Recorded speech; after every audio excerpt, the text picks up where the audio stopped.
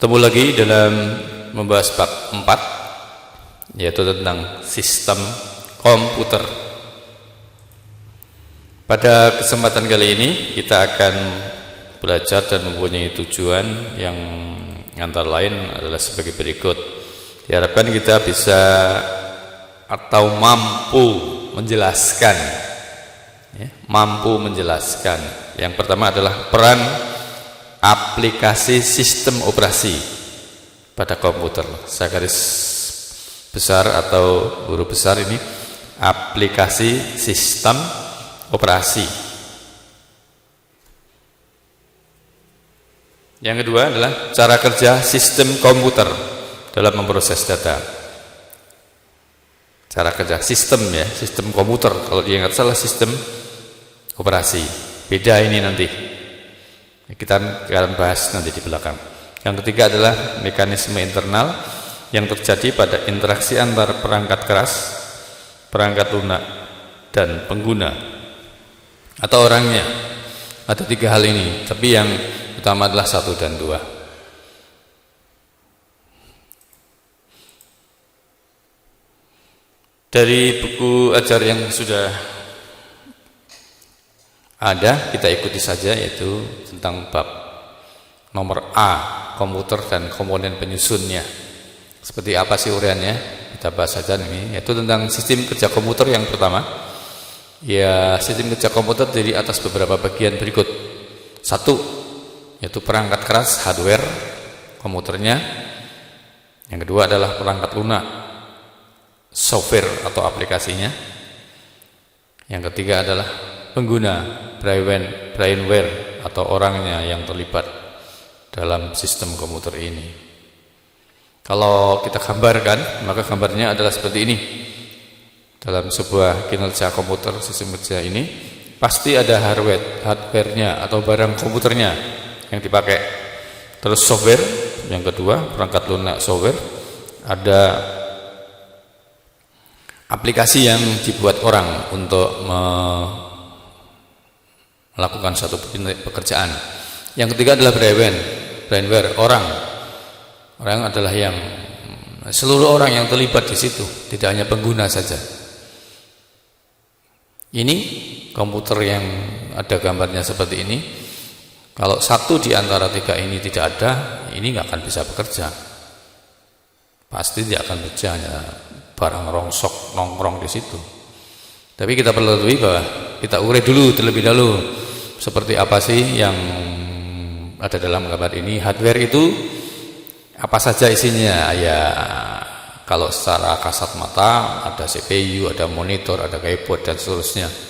Tapi dalam sistem kerjanya, di antara sekian banyak barangnya, itu prosesnya adalah ada proses yang digunakan untuk menginput, memasukkan data. Memasukkan datanya ada di sini. Terus yang kedua bagiannya adalah proses. Proses itu mesinnya.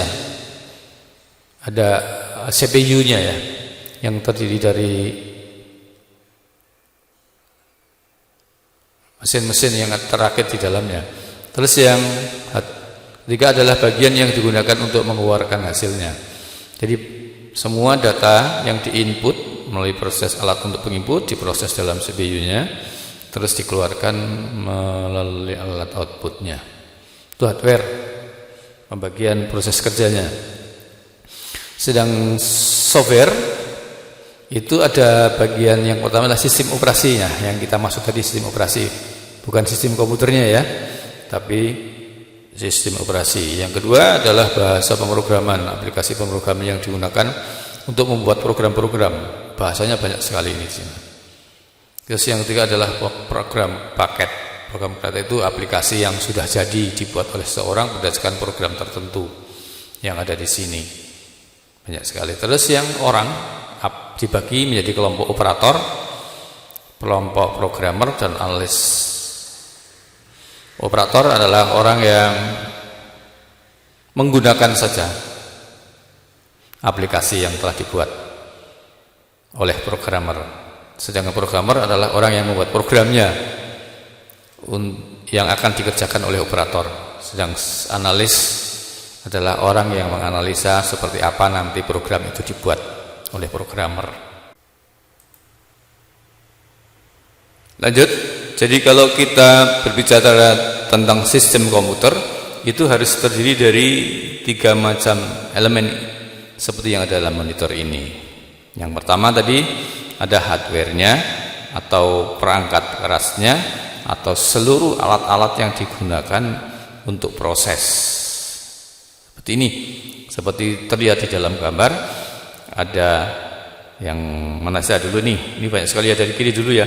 Ada printer, ada mouse, ada modem, ada CPU, ada keyboard, ada monitor, ada speaker, ada disk drive, ada CD drive. Hardware ini ya, perangkat keras semuanya, seolah-olah ini digambarkan sebagai sesuatu yang komputernya dalam bentuk perangkat kerasnya ya. Yang kedua adalah harus ada software.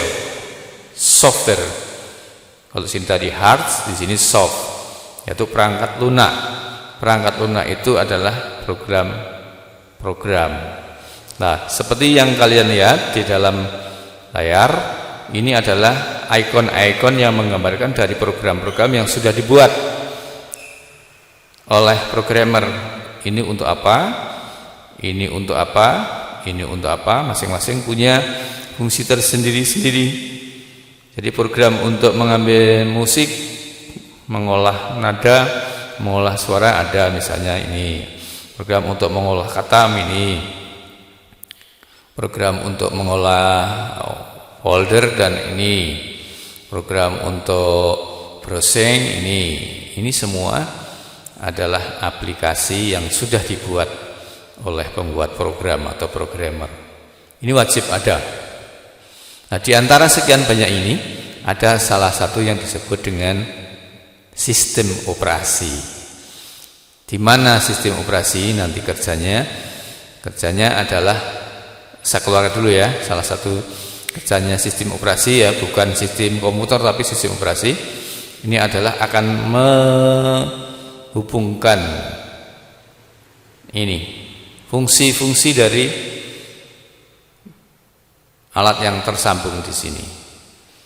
Kalau programnya untuk mencetak, maka sistem operasi mengatakan memerintah printer untuk mencetak. Kalau di sini perintahnya adalah, programnya mengatakan untuk mendengarkan lagu, ya maka sistem operasi memerintahkan kepada speaker untuk menyuarakan lagunya. Itulah yang saya maksud dengan sistem komputer berbeda dengan sistem operasi.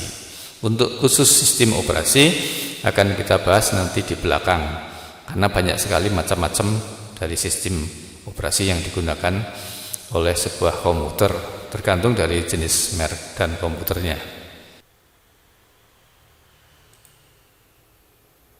Yang ketiga adalah ini, orang-orang yang terlibat di dalam pembuatan program. Seperti yang kalian lihat di sini, ini kemungkinan sekali adalah orang yang bukan operator, bisa juga operator, bisa juga analis. Jadi sesuai dengan bagiannya, orang yang terlibat itu dibagi menjadi 3, yaitu analisa data, programmer, dan operator. Seorang operator itu tidak akan bisa melakukan pekerjaan pemrograman, tapi pemrogramer atau orang yang membuat program itu pasti bisa melakukan pekerjaan operator. Karena yang membuat program adalah orang programmernya kan, berarti dia tahu nanti seperti apa program yang harus dikerjakan. Kalau operator kan tidak ngerti bagaimana program itu dibuat. Ya, apalagi sistem analis, orangnya yang menganalisa sebuah permasalahan, nanti dibuat seperti apa programnya dengan perincian segala perhitungan, segala biaya, segala waktu dan lain-lainnya yang terlibat dalam pembuatan program itu diperhitungkan semua. Nah, programmer membuat programnya dan operator melaksanakan. Nanti sampai kemungkinan dibuat, kalau itu program dijual ya sampai harga per unitnya berapa. Itulah orang-orang yang terlibat di dalam pembuatan sebuah aplikasi program yang ada di aplikasi ini.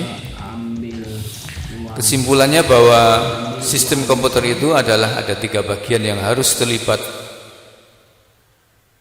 dalam sebuah kinerja komputer. Ya, saya ulangi lagi, yang pertama adalah hardware-nya ini, terus yang kedua adalah aplikasinya, yang ketiga adalah orangnya. Nah, kalau diurutkan mestinya adalah orangnya terlebih dahulu ya.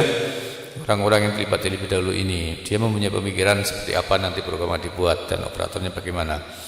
Terus dibuat kan aplikasi yang seperti apa dengan rancangannya dan diterapkan, diinstalkan di dalam hardware ini. Begitu sebuah sistem kerja komputer. Kita lanjut dengan jenis-jenis komputer berdasarkan ukurannya. Pertama adalah mikrokomputer atau komputer mikro. Mikrokomputer jenis ini yang diciptakan menggunakan mikroprosesor sebagai unit pemrosesan utamanya. Termasuk dalam kategori mikrokomputer yaitu adanya desktop, laptop, notebook, netbook, ultrabook, game control, suara atau navigasi sistem mobil, personal digital assistant atau PDA, tablet, smartphone, dan lain-lainnya ada di sini ya.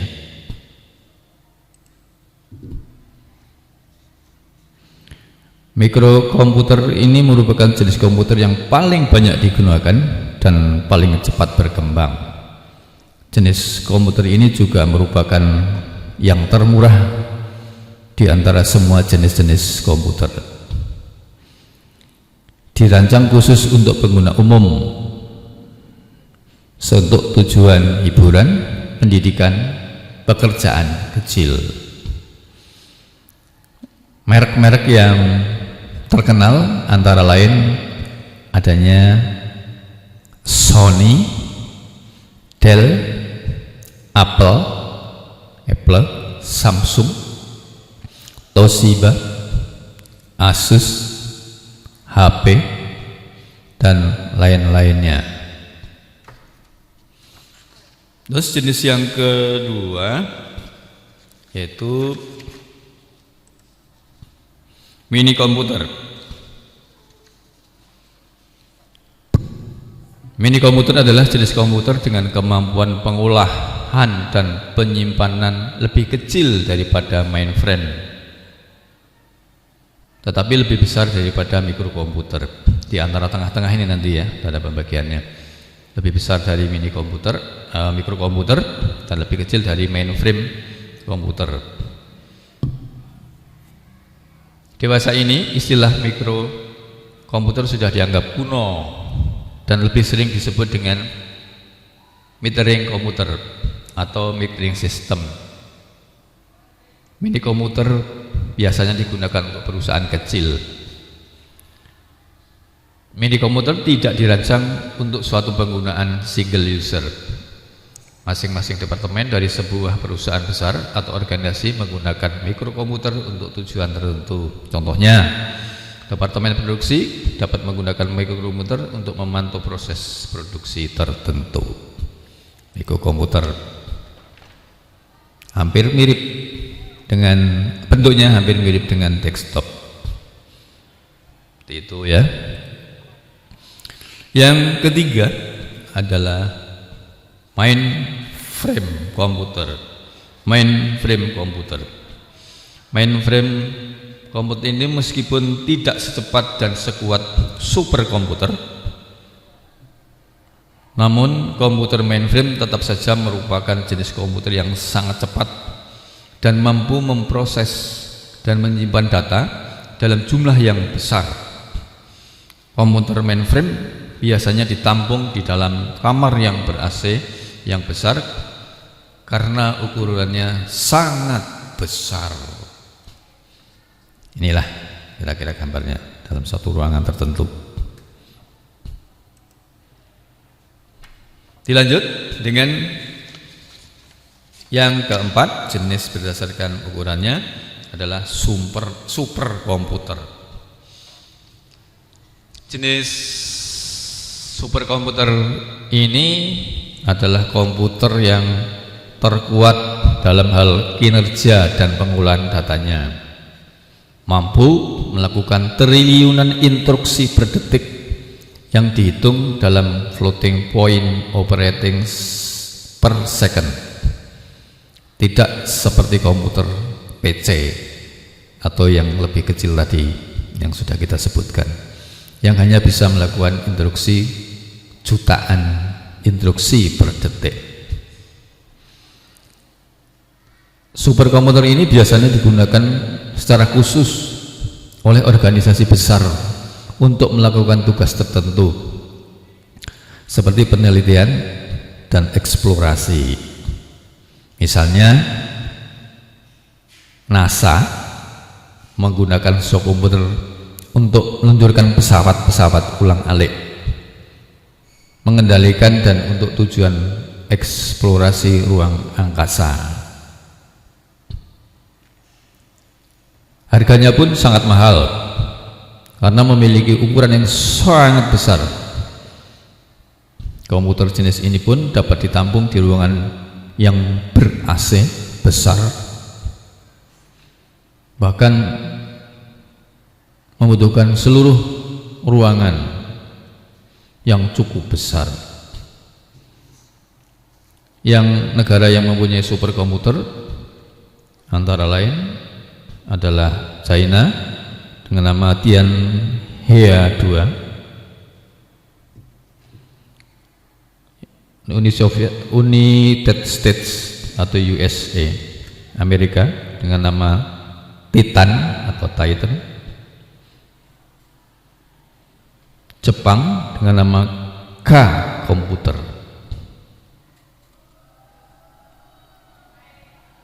Itulah beberapa jenis komputer berdasarkan ukuran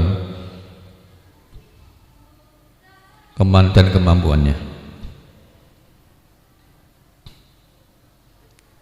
Seperti apa gambarnya yang superkomputer? Beda ini gini, mainframe agak kecil. Jadi kalau diurutkan, jadi yang paling besar adalah superkomputer, lebih kecil lagi adalah mainframe, lebih kecil lagi mini komputer, dan lebih kecil lagi adalah mikrokomputer seperti yang kita pakai dalam kehidupan sehari-hari ini. Yang ini, kalau ini sudah agak berasa besar, ini sudah besar lagi, ini jelas sangat besar. Kita lanjutkan bab selanjutnya, tapi sebelumnya mohon yang belum subscribe bisa subscribe di situ ya, di channel saya. Terima kasih. Kita lanjut sekarang adalah pembahasan bagaimana interaksi manusia dengan alat bantu komputer. Kok bisa interaksi?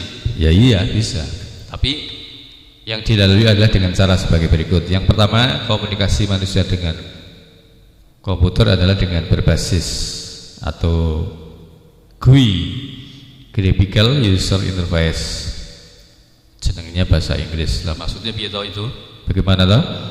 Yang termasuk dalam kategori berbasis GUI, Graphic User Interface adalah satu, yaitu desktop atau icon seperti ini.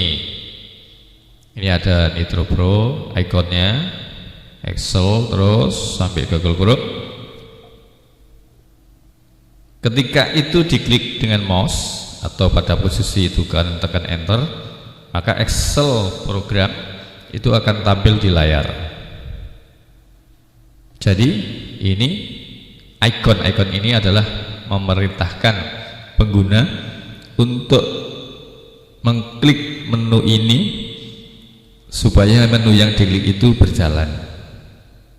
Ini namanya komunikasi manusia dengan komputer, yaitu perintah yang ada di sini, diklik supaya program aplikasinya bisa jalan. Yaitu ya, kategori yang pertama adalah dengan icon-icon. Yang kedua dengan menu-menu yang tersedia di situ. Menunya antara lain menu home, save as ini ada menu home, ada new, ada open dan seterusnya. Nah, kita pilih save as. Menu-menu yang ada di situ ya. Di mana ini tampaknya? Ya di layar yang kalian lihat. Ini semua di layar. Di layar. Ada juga dengan metode ngisi langsung. Kalian bisa nulis langsung di sini. Nulis langsung di sini. Misalnya dikasih nama apa? Nama filenya, nama kalian. Nama filenya di sini. Jadi yang ketiga, interface komunikasi, interaksi. Yang ketiga dalam kategori basis guide. Berikutnya itu dengan cara memilih. Nih, klik atas, klik bawah atau pilihan di sini. Diklik akan berwarna hitam atau biru di sini. Jadi inilah 4 contoh yang tampil nanti di monitor ini semua sebagai salah satu cara untuk berkomunikasi kalian dengan komputer. Masuk dalam kategori berbasis GUI atau Graphical User Interface. Yang kedua, berbasis perintah. Perintah saja seperti apa sih? Command Line Interface.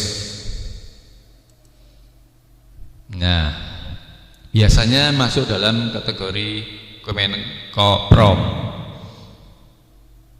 prompt yang ada kalau di dalam Windows ini perintah ini akan muncul di menu di bawah, nanti di sana ada menu start, sebelahnya ada kolom, kalian bisa nulis command prompt yang akan muncul di sini. Dan di sini di belakang sini kalian bisa nulis apa saja. Banyak sekali command prompt yang tersedia di komputer, termasuk internal command atau external command ada di sini. Saya tidak disebutkan ya, tapi kalian perlu tahu bisa nulis perintah aja di sini bisa. Contohnya salah satu misalnya dengan perintah list, list, enter, maka seluruh folder dan nama file akan tampak di bawahnya ke belakang bawah. Delete, maka perintah delete, maka nama file misalnya, maka nama file itu akan dihapuskan di sini. Kalau yang tadi itu yang pertama tadi menggunakan basis Windows grafik, kalau ini menggunakan internal eksternal prompt. Lanjut dengan yang ketiga, melalui suara audio. Ya seperti saya ini kan termasuk ya medianya atau aplikasinya BPMG. Put speech to text into action. Kalau ada pilihan kayak gini, perintah kayak gini, ada sebuah program, sebuah aplikasi, ketika di bawah sana ada tulisan start now, kalian diperintahkan untuk berbicara langsung menggunakan mikrofon yang terpasang. Maka komputer akan menjawab atau menerima perintah dengan yang kalian ucapkan. Menunya seperti ini atau dengan menu-menu yang lain. Sekarang banyak sekali yang sudah bisa dilangsung dengan perintah melalui suara. Yang keempat adalah melalui gambar video. Nah, seperti ini. Video ini maksudnya apa ini? Maksudnya memberi pengetahuan apa? Nah, gambarnya ini. Ini ada beberapa video yang saya download dan nanti akan saya putar. Inilah video yang saya putar. Perhatikan ya, apa sebetulnya itu dalam video itu. Ada menata barang, tidak sabar, tumpah semua dan akhirnya ditumpahin semua videonya. Ini mbaknya juga lucu, aneh-aneh, gak kasihan temannya sakit. Video ya. Yang kelima, melalui berbagai piranti masukan lainnya. Misalnya ada mikrofon, ada mouse atau scan. Ini juga ada scanner model lain, ada cam atau kamera. Kameranya bisa ya. Itulah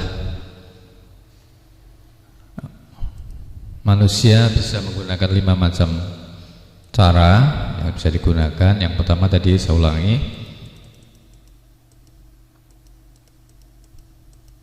yaitu dengan berbasis graphic user interface. Yang kedua dengan command line interface seperti itu. Yang ketiga melalui suara. Nih, kalian klik di sini nanti. Yang keempat melalui video. Sudah yang tadi. Yang kelima adalah melalui pintu masukan atau alat masukan, bisa berupa mic, mikrofon, scanner atau mouse itu, scanner juga, kamera.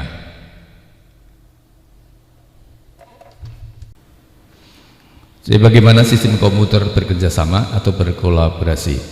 Untuk itu perhatikanlah video berikut ini. How to computer work, video dalam bahasa Inggris, kita mengcopy saja. Nama saya Medilesel Maxel, saya pemilik perusahaan Lomia, dan kami berpusat pada pembuatan kain pintar untuk pakaian dan produk barang lembut pintar. Saat membahas tekstil, langit batasannya. Nama saya Daniel Al Leviston, CEO dari Automated. Kami membangun mesin giling untuk meja kerja. Mesin giling memanfaatkan alat potong berputar dan memproses material untuk membuat objek 3 dimensi. Di balik itu, semua komputer melakukan 4 hal dasar yang sama. Mereka memasukkan informasi, menyimpan dan memproses informasi, lalu menyampaikan informasi.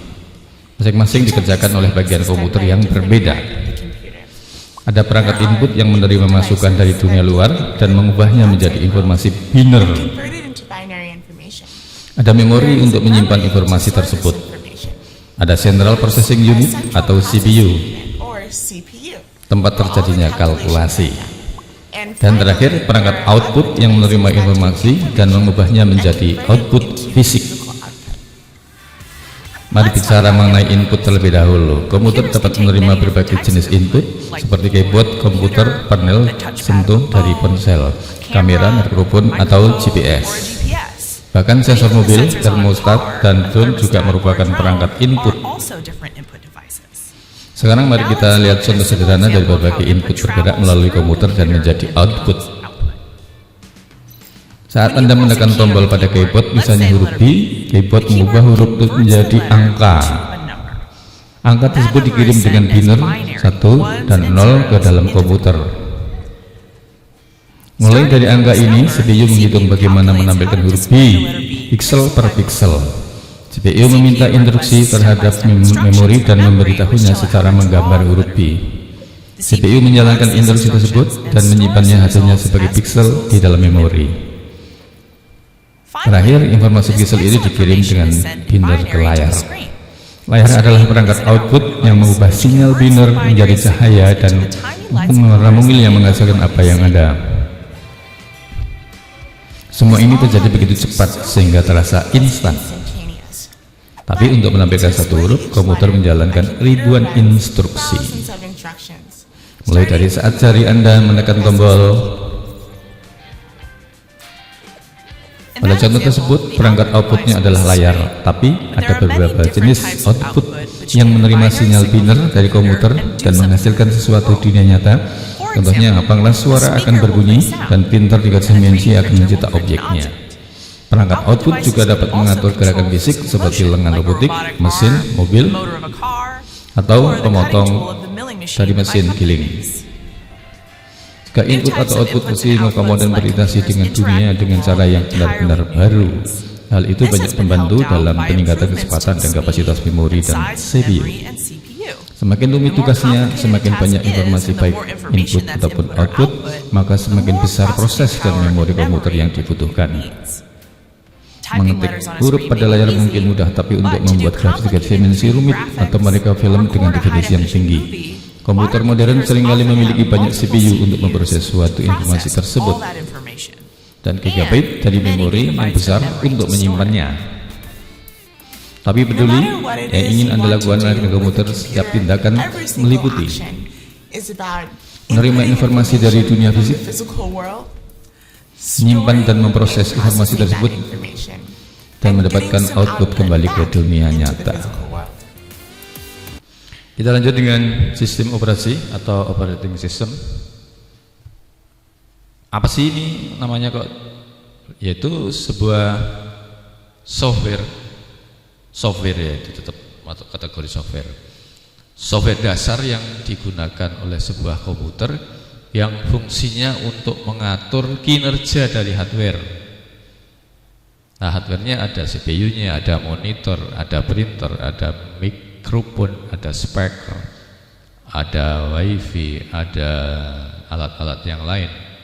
Itu semua bisa bekerja, bisa bergerak atas perintah dari sistem operasi tersebut.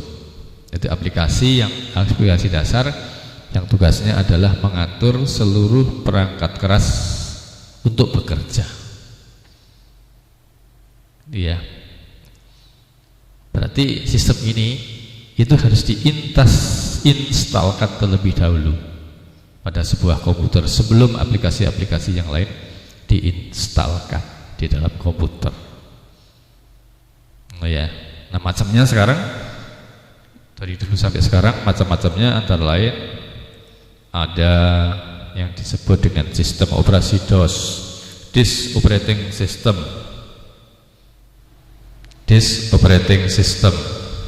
Kenapa seperti itu? Lambangnya seperti ini. Seperti ini. Taruh di mana ini? Ini disimpan dalam sebuah disket, baik disket yang gede atau disket yang kecil. Tuh.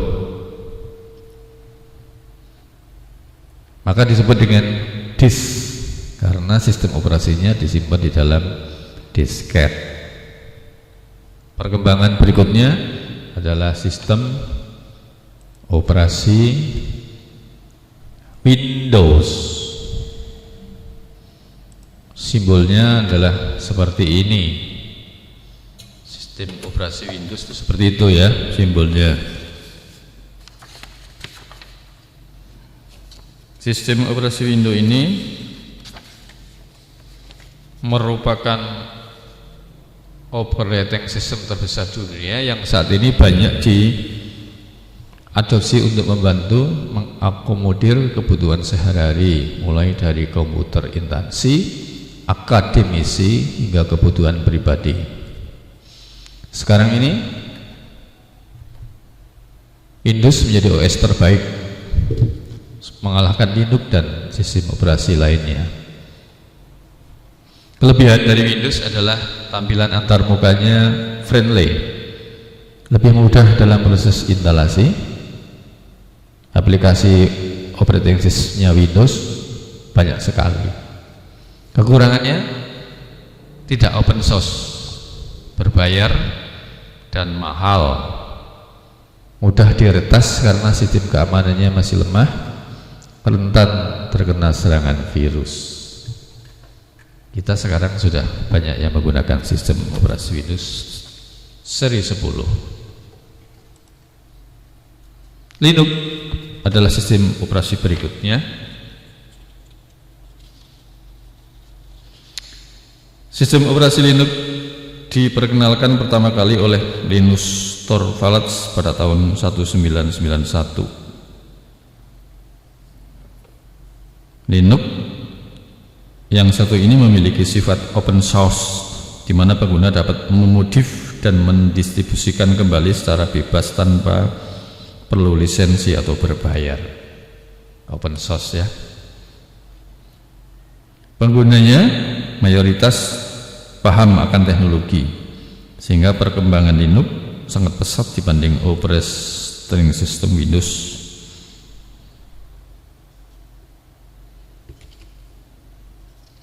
Kelebihannya Linux open source, gratis, tidak berbayar, tidak berlisensi, perkembangannya pun sudah sangat cepat sekali. Kekurangannya Linux simbolnya tadi apa? Linux. Tidak dianjurkan bagi pengguna awam seperti saya, tidak dianjurkan. Aplikasi Linux terbatas, cara installnya Linux terbilang susah. Yang kedua, sekarang yang keempat, yaitu sistem operasi Mac operating system, Macintosh operating system.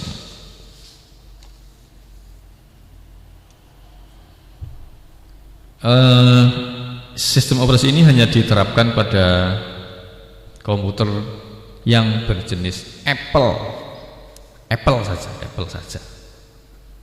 Ya, tidak di jenis komputer yang lain, karena ini dimiliki oleh Apple sistem ini. Tidak seperti Windows, banyak orang boleh, banyak komputer. Sembarang merek komputer, kalau Windows kan boleh, bisa memakai. Kalau Macintosh ini hanya komputer yang produknya Apple. Kelebihannya lebih stabil, antar mukanya cocok untuk kebutuhan multimedia, memiliki keamanan tinggi dan tidak mudah diretas. Sedang kekurangannya, harganya relatif mahal.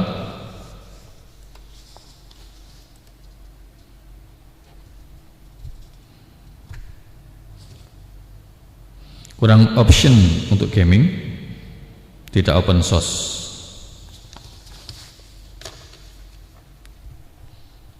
Kabel Apple ini hanya khusus untuk komputer atau HP atau komputer yang simbolnya begini. Yang kelima adalah sistem operasi unik. Sama halnya seperti DOS, Linux merupakan jenis operasi sistem komputer generasi lawas yang banyak digunakan, sehingga menjadi cikal bakal munculnya operating system masa kini. Dulu ini ya, termasuk yang lama. Namun dari segi penggunaan, Unix saat ini sudah sangat jarang digunakan. Yes, kalau begitu sebagai pengetahuan saja, tidak usah saya jelaskan. Sebetulnya ada videonya, tapi kebetulan saya editkan nanti aja.